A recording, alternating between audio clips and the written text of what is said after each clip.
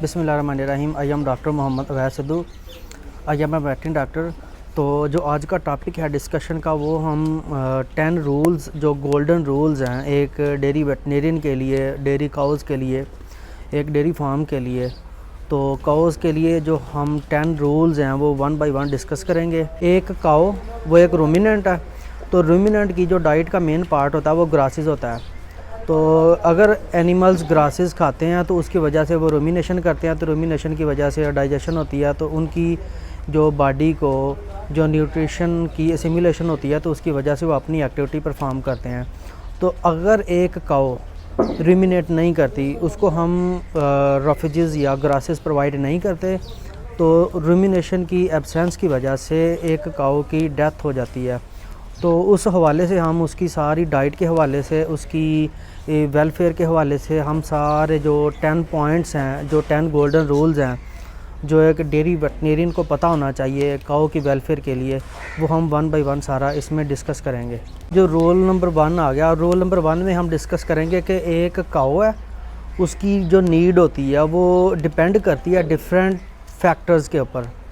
तो जो different factors हैं वो क्या क्या हो सकते हैं, उसमें उसकी वेट गेन हो सकता है, उसकी प्रोडक्टिव लाइफ हो सकती है, उसकी रिप्रोडक्शन हो सकती है, या अगर हम स्टार्ट करें तो एक काफ है, काफ की स्टार्ट से लेके उसकी बर्थ से लेके उसकी वीनिंग तक, वीनिंग से लेके उसकी ब्रीडिंग तक, ब्रीडिंग से लेके टुल उसकी क्लोज़अप डाइट, क्लोज़अप से उसकी पार्चुरेशन, पार्चुरेशन से फिर उसकी जब उसकी हम पार्चुरेशन के बाद उसकी फ्रेश काऊ आ जाती है, उसकी डाइट आ जाती है, उसके बाद उसकी पीक प्रोडक्शन आ जाती है, उसके बाद पीक के बाद आ जाती है पोस्ट पीक आ जाती है। पोस्ट पीक के बाद एक एनिमल प्रेग्नेंट है तो उसकी प्रेगनेंसी के हवाले से उसकी डाइट आएगी, और उसके ड्राई ऑफ प्रोटोकॉल्स के लिए जो हम जो डाइट देते हैं, उसके अलावा जो उसकी क्लोज़अप डाइट होती है।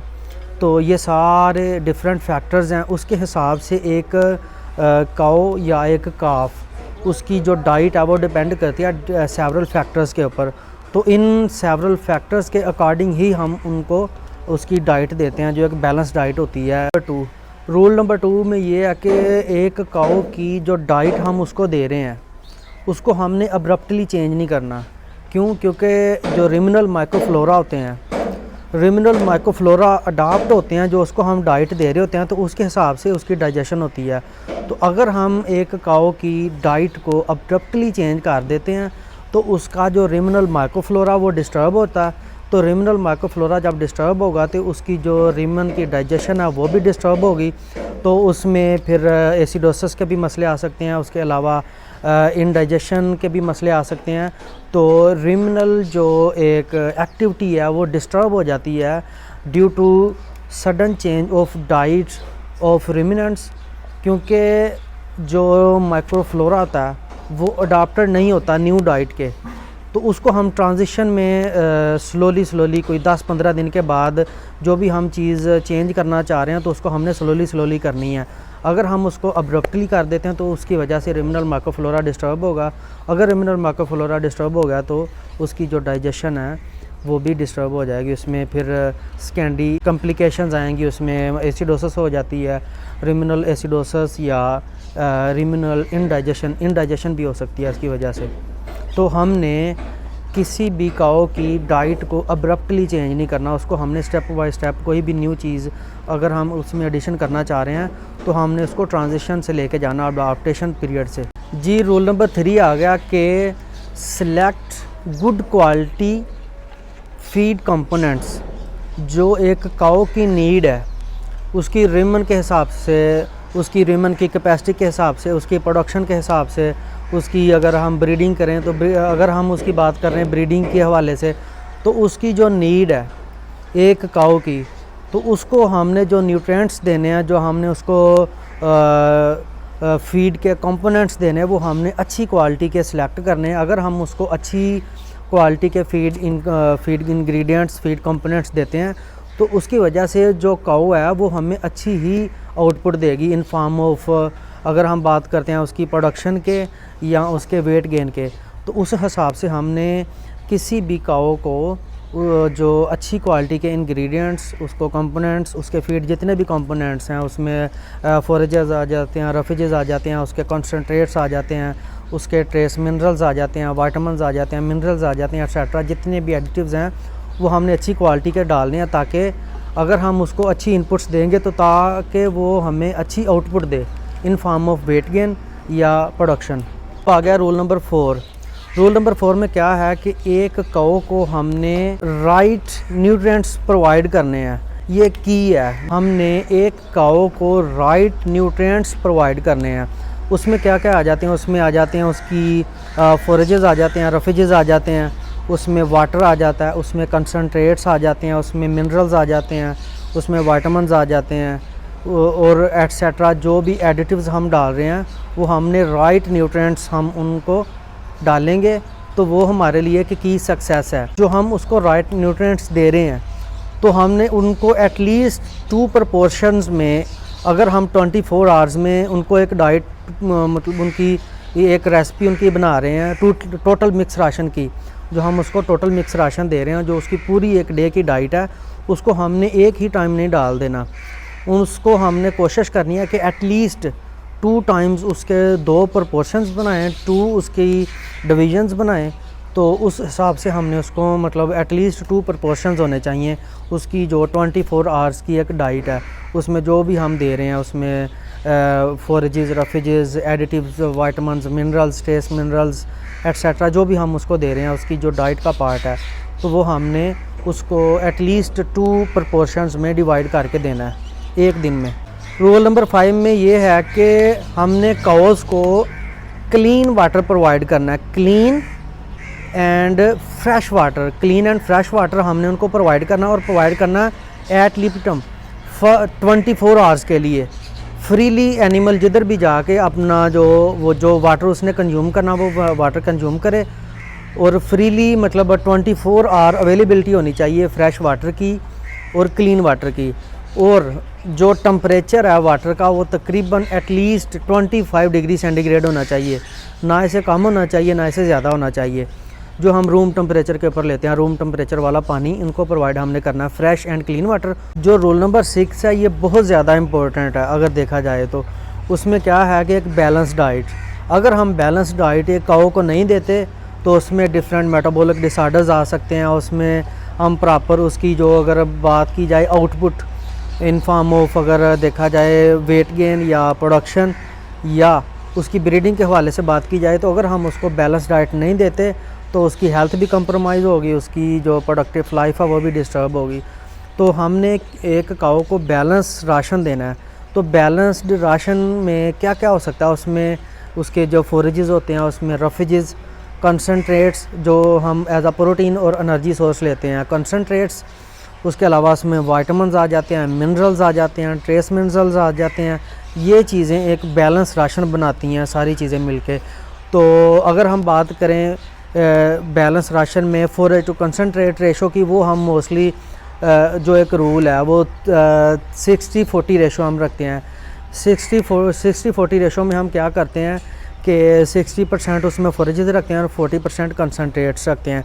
ये 50-50 भी हो सकता है। ये सारा डिपेंड करता है काऊ की नीड के ऊपर। ये कंप्लीट जो है ना थंब रूल नहीं है कि हमने 60-40 ही देना है।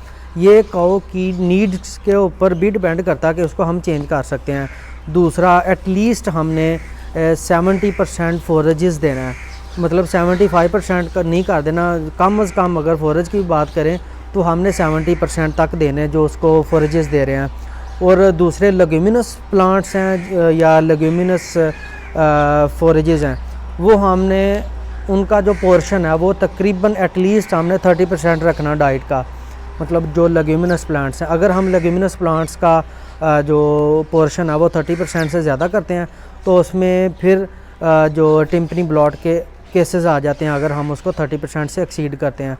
तो इसको हमने तकरीबन एटलीस्ट जो उसको हम साइलेज की फॉर्म में दे रहे हैं या ग्रासेस की फॉर्म में दे रहे हैं, जो उसकी टोटल मिक्स राशन की जो डाइट बन रही है उसमें हम लेग्यूम्स भी डाल सकते हैं। कुछ लेग्यूम्स का पोर्शन आ जाएगा, कुछ साइलेज का आ जाएगा, कुछ उसमें फ्रेश ग्रासेस वगैरह आ जाती हैं।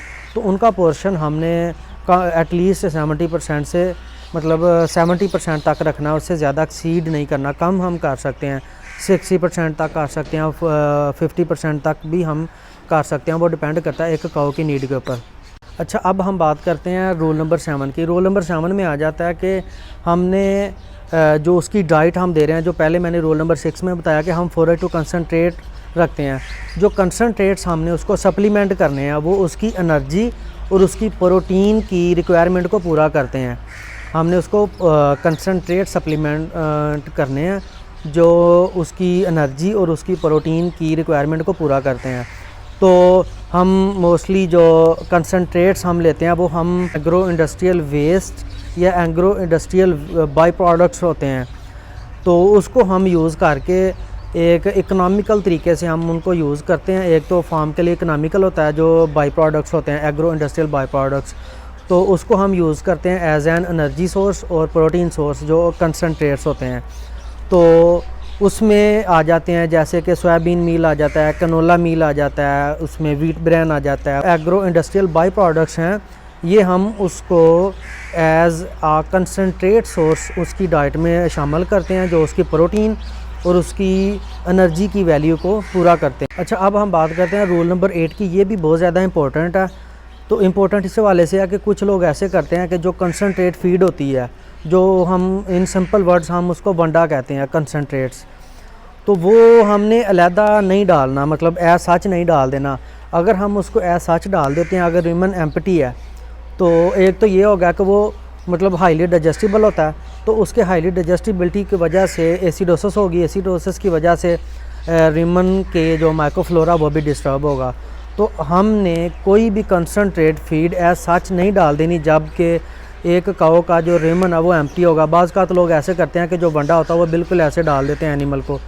जब भी हमने डालना वो उसकी जो डाइट है पूरी, जिसको हम टोटल मिक्स राशन कहते हैं, उसमें फोरेजेस आ जाते हैं, रफेजेस आते हैं, तो उसके साथ हमने मिक्स करके उसको देना है। दूसरा, हमने जब इसको देना है तो रेमन एम्प्टी ना हो। ऐसा सच अगर हम उसको दे रहे हैं, सपोज़ ऐसा सच अगर हम उसको वंडा देना चाह रहे हैं, ज़्यादा मसला तब होगा जब रिमन बिल्कुल एम्प्टी होगा, एनिमल हंगरी होगा, तो उसको हम स्टार्ट में ही जो कंसनट्रेट फीड है, जो उसको वंडा वो डाल दें। जब हम उसको डालें तो साथ उसके जो फोरेजेस रफेजेस डाइट हैं वो दें, या एनिमल ने कोई चीज़ खाई है या उसने कोई साइलेज वगैरह खाया, तो तब हम दे सकते हैं कि एनिमल का रिमन एम्प्टी ना हो, तब हम दे सकते हैं जो उसकी कंसनट्रेट डाइट है। तो अगर हम उसको एज सच देते हैं तो उसकी वजह से रेमनल एसिडोसिस हो जाती है। तो दूसरी बात यह है कि उसका स्टे टाइम जो रेमन में है, वो जो हम कोशिश करते हैं कि उसका स्टे टाइम ज़्यादा हो, उसको साथ हम जो एंडिया पोर्शन है वो ज़्यादा रखते हैं, जो उसमें रफेजेस देते हैं या फोरेजेस देते हैं वो कंसनट्रेट के साथ, ताकि रेमन में उसका स्टे टाइम वो ज़्यादा से ज़्यादा हो, उसकी डाइजेशन ज़्यादा से ज़्यादा हो और ज़्यादा से ज़्यादा जो न्यूट्रिएंट्स की जो अब्जॉर्प्शन है वो ज़्यादा से ज़्यादा हो, और इनडाइजेस्टेड जो मटेरियल है वो फीसेस के ज़रिए बाहर ना चला जाए। तो उस चीज़ को हम कोप अप करने के लिए हम उसको साथ रफेजेस देते हैं, फोरेजेस देते हैं, ताकि रेमन में जो उसकी स्टे टाइम है वो ज़्यादा से ज़्यादा हो किसी भी कंसनट्रेट फीड का। अच्छा, अब आ गया रूल नंबर 9। रूल नंबर 9 में ये है कि जो हमने कंसनट्रेट उसको देना है, मतलब एक टाइम में आपने 3 kg से ज़्यादा नहीं देना किसी भी डेयरी काऊ को। मतलब 3 kg, मतलब ये थोड़ा बहुत ज़्यादा भी हो सकता है, लेकिन एटलीस्ट हमने कोशिश ये करनी है कि एक टाइम के ऊपर उसको हम 3 kg कंसनट्रेट डाइट दें। तो दूसरी बात यह है कि अगर हम इसे ज़्यादा देते हैं तो उसमें कॉम्प्लिकेशंस आ जाएंगी। तो पहले भी मैंने मतलब बताया कि जो हम उसको कंसनट्रेट डाइट दे रहे हैं या उसका पूरा राशन दे रहे हैं, उसको भी हमने 2 से 3 हिस्सों में डिवाइड करके देना, एक टाइम में नहीं दे देना। कोई भी उसकी फीड है या उसकी टोटल मिक्स राशन है या उसकी एक बैलेंस डाइट है, उसको भी हमने प्रपोर्शंस में डिवाइड करके देना। तो कंसनट्रेट डाइट को भी आपने प्रपोर्शंस में कम से कम उसको 3 या मतलब 2 या 3 प्रपोर्शंस में डिवाइड करके दें। मतलब एक टाइम में आपने 3 kg से ज़्यादा उसको वंडा या उसको जो कंसनट्रेट दे रहे हैं वो नहीं देना, मतलब एटलीस्ट 3 kg दे सकते हैं।